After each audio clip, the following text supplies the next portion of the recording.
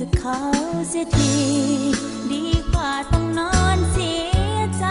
เลี้ยวแนมบางคนข้างกายอาจมีภัยคอยส่งยิ้มมาหากคนที่เขาหักเขามัวเมาจะเสียเวลา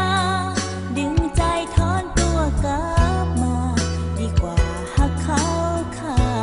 งเดี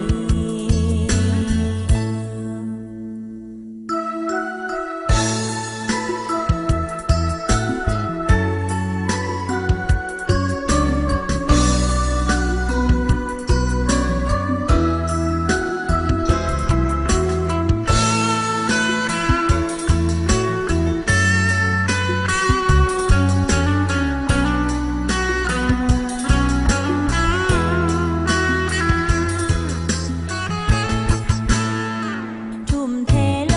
งไปเท่าใดอายก็บ่หัก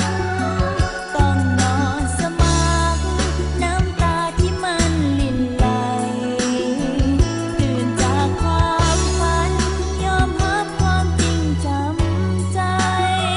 ผู้สาวในใจของอายผู้หญิงคนนั้นตัดใจจะเขาเสียที